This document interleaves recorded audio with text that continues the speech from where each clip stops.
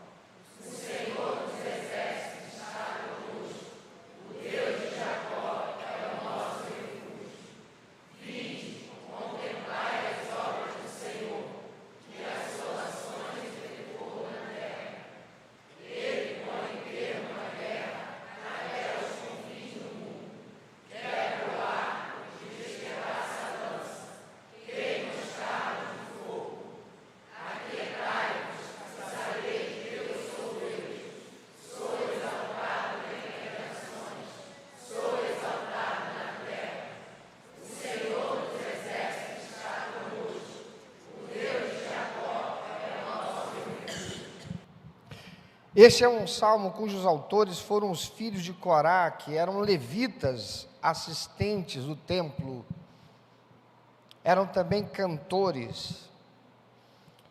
E o tema desse salmo é: Deus está sempre presente para ajudar, proporcionando refúgio, segurança e paz. O poder de Deus é completo e sua vitória final é certa. Ele não deixará de resgatar aqueles que o amam. É do que o Salmo 46 trata. Mas para nós entendermos o que o Senhor Deus espera de nós para o ano de 2024, é preciso primeiro compreendermos cada parte desse salmo. Dos versículos 1 a 3, o salmista diz: Deus é o nosso refúgio e fortaleza, socorro bem presente nas tribulações. Portanto, não temeremos, ainda que a terra se transtorne e os montes se abalem no seio dos mares, ainda que as águas tumultuem e espumejem, e na sua fúria os montes se estremeçam. O medo de que montanhas ou cidades desmoronem não era apenas naquele tempo, mas também em nosso tempo. Esse medo de que as montanhas ou cidades desmoronem subitamente no mar, como resultado de uma explosão nuclear ou um vulcão extraordinário, provocando tsunamis, assombra também muitas pessoas ainda hoje. O escritor do Salmo diz que mesmo que tudo se torne em caos, não precisamos temer, porque o Senhor é o nosso refúgio. Nosso de quem, Madureira? Tem muita gente por aí que está batendo no peito dizendo: eu também sou filho de Deus. Ele sabe disso?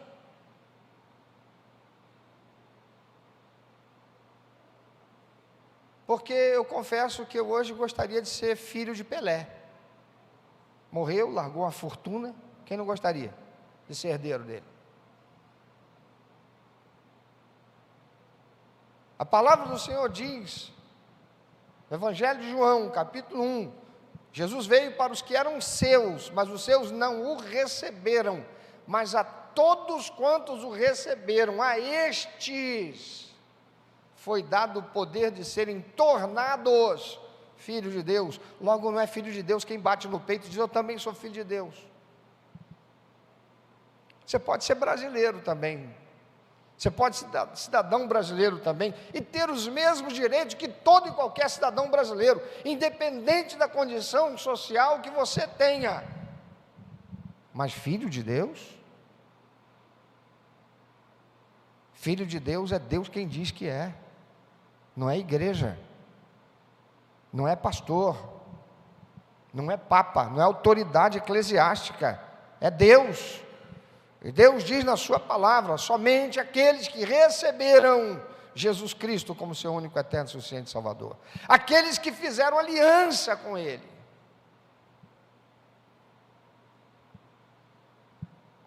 O escritor do Salmo diz que mesmo que tudo se torne em caos, não precisa temer, porque o Senhor é refúgio para aqueles que são dele. Diante da iminente destruição, o escritor expressou uma confiança na capacidade de Deus de salvá-lo e ao povo do Senhor. Parece impossível considerar o fim do mundo sem ser consumido pelo medo, mas a Bíblia é clara: Deus é o nosso refúgio, mesmo diante da destruição total. Por quê? Porque para aqueles que estão em Cristo Jesus, aqueles que foram salvos pela graça de Cristo Jesus, essa destruição total não é definitiva, porque haverá vida eterna no céu. Aleluia. Não é apenas um retiro temporário. O Senhor é o nosso refúgio eterno e pode nos dar força em qualquer circunstância. Aquele que está salvo porque reconheceu ser pecador, creu na obra vicária do Senhor Jesus Cristo, fez aliança de vida eterna com Ele e está vivendo pelos princípios e valores da palavra de Deus, sabe que pode estar seguro, sobretudo porque a vida não acaba aqui, nem as realizações desta vida são alvo da sua existência, mas cumprir a missão deixada por Cristo de buscar e salvar todo o perdido e viver para dar prazer ao coração de Deus, é a razão de viver nessa existência. Versos 4 e 5, o salmista diz: há um rio cujas correntes alegram a cidade de Deus, o santuário das moradas do Altíssimo. Deus está no meio dela, jamais será abalada. Deus a ajudará desde antemanhã, ou desde que o dia começou a raiar. Muitas grandes cidades têm rios que as atravessam, sustentando a vida das pessoas, tornando possível a agricultura, facilitando o comércio com outras cidades. Porém, Jerusalém não tinha rio, como não tem até hoje.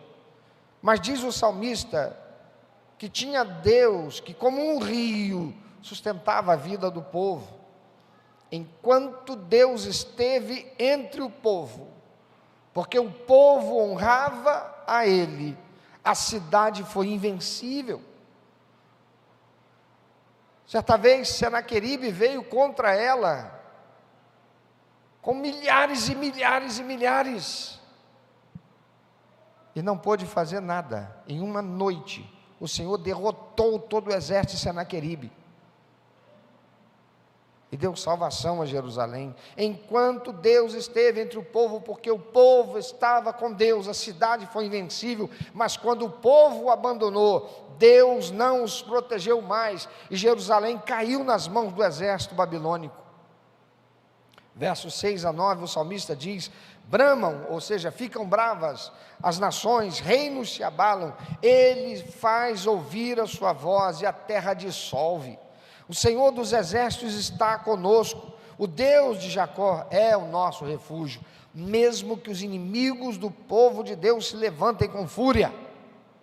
Se o Senhor Deus Todo-Poderoso está com o seu povo, este sabe que pode se refugiar nele. Aqueles que verdadeiramente são do Senhor, sabem que ainda que esta vida seja ceifada, não se pode tocar na vida eterna. A sua salvação não é garantida pelo dízimo, pela oferta, é garantida pelo sacrifício vicário de Jesus e o senhorio de Cristo que recebeu na sua vida. O salmista diz nos versos 8, 9 e 11: vinde, contemplai as obras do Senhor, que assolações efetuou na terra.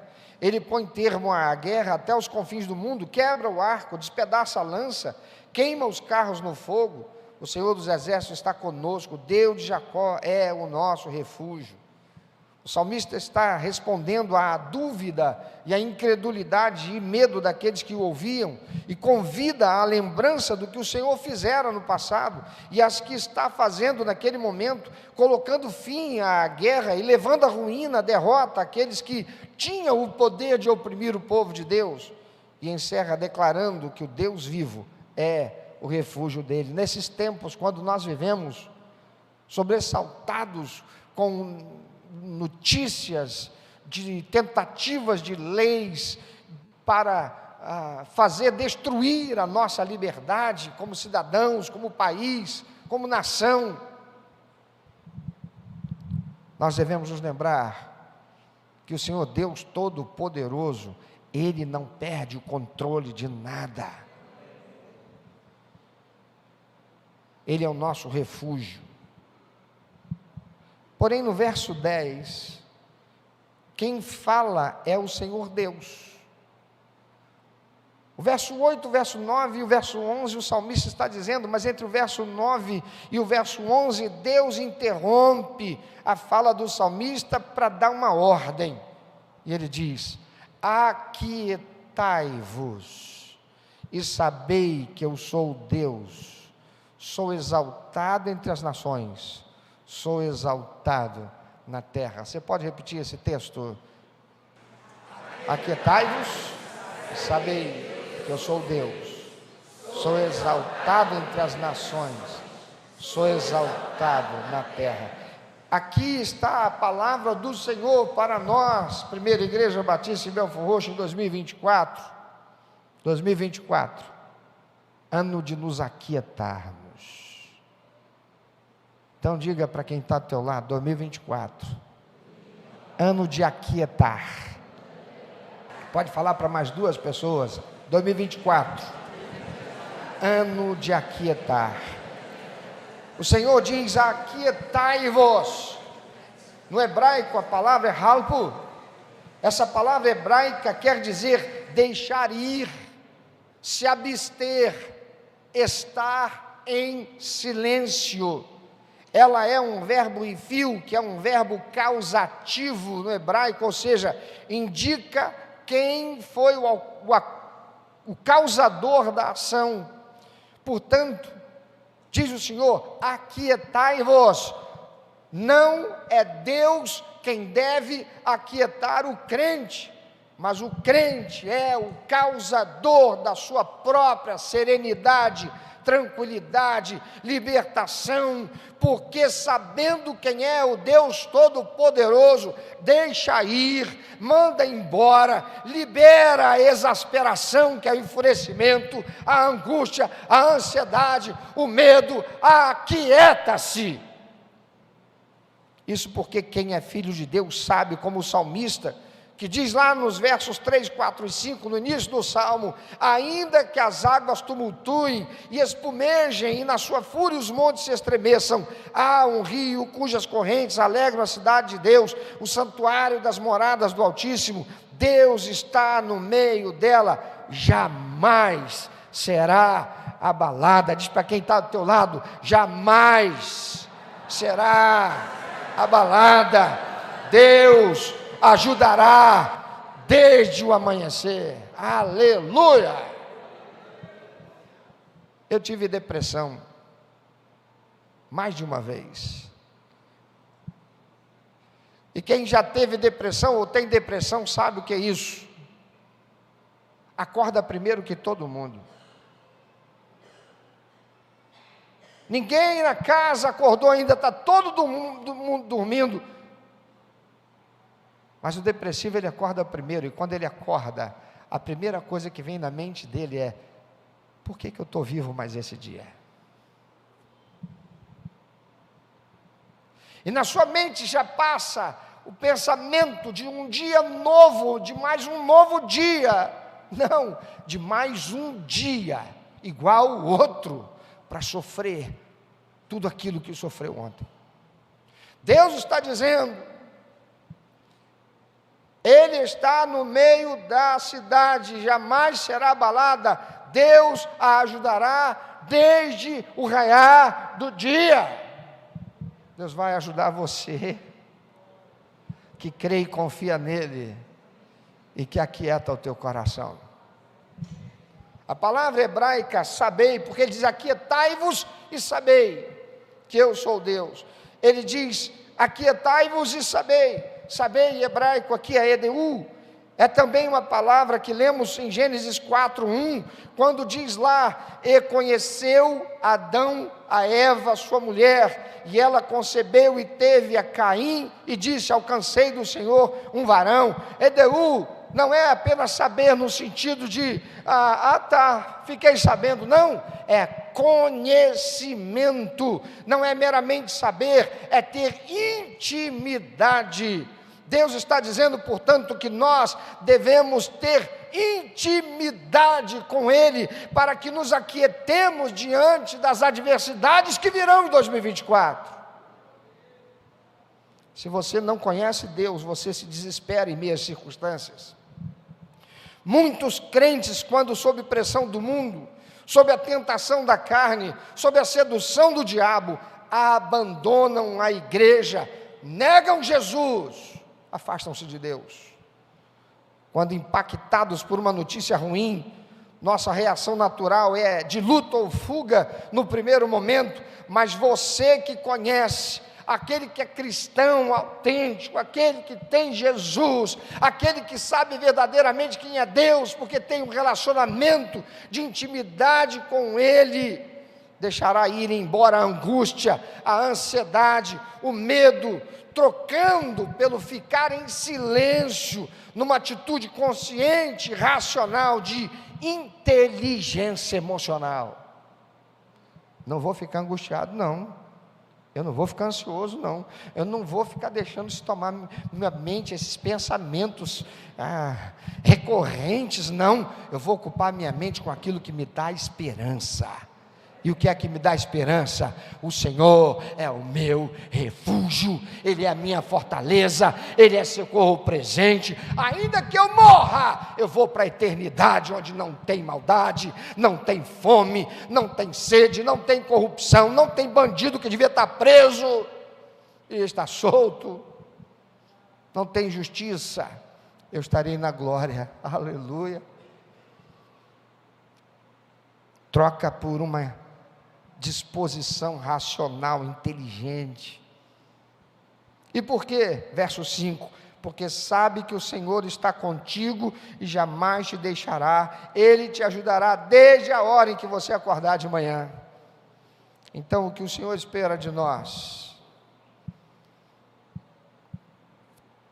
é que, apesar do que viermos a ouvir, das notícias ruins que virão, das circunstâncias penosas que nos sobrevirão, que lembremos que estamos sob os cuidados do Deus Todo-Poderoso, o único, eterno e verdadeiro Deus, que está soberanamente no controle de tudo, aleluia. Então nós nos aquietaremos, ficaremos em silêncio, aguardaremos a salvação, porque Ele é fiel.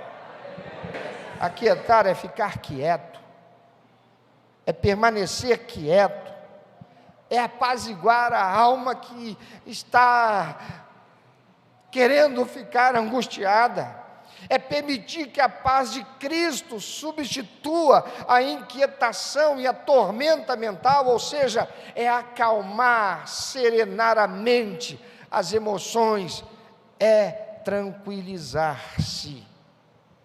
E somente quem verdadeiramente tem comunhão com Deus, quem crê na sua palavra, e por isso medita nela dia e noite, se alimenta dela, poderá ter essa atitude e experimentar o cuidado do Senhor. Porque a ansiedade chama Deus de mentiroso, mas aquietar-se testemunha a fé. E Deus diz que sem fé é impossível agradar a Ele, mas se nós crermos, nós veremos a sua glória. Muitas coisas virão, muitas coisas que não serão nada boas para nós, muitas situações para nos fazer exasperar, perder o controle emocional, nos tornarmos enfermos na alma, enfermos no corpo. Mas Deus diz: você é meu filho, você é minha filha, aquieta, aquieta, aquieta, porque eu sou Deus. Feche seus olhos. Nós acabamos de entrar em 2024. Há alguns segundos já estamos do ano de 2024. Agora eu convido você, da maneira que você se sentir mais à vontade nessa conexão com Deus. Se você quiser ficar de joelho, fica. Se você quiser ficar em pé, fica. É entre você e Deus. Você está entrando no ano de 2024. E o Senhor diz para você: é ano de se aquietar. Muita luta virá, notícias difíceis de serem recebidas virão, batalhas terríveis que precisarão ser travadas com coragem virão. mas a vitória estará em nos aquietarmos, em confiar no Senhor. Por isso a sua palavra diz: entrega teu caminho ao Senhor, confia nele, ele tudo fará. Seremos tentados a perder o equilíbrio emocional, a ficarmos angustiados, a perdermos a noite de sono, mas nós diremos: não, eu vou aquietar minha alma. Eu tenho o Senhor comigo, eu sou filho de Deus porque eu fui remido e lavado no sangue do Cordeiro Santo Jesus. Meu nome está escrito no livro da vida, eu sou herdeiro com Cristo.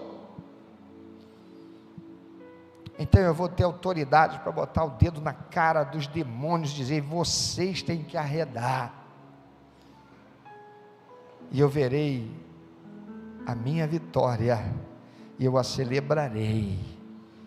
E tudo que vocês poderão fazer é assistir, porque a minha fé, a minha confiança e a minha segurança estão naquele que eu conheço, é o meu Pai que está no céu. Por isso eu vou aquietar minha alma, aquietar a minha alma.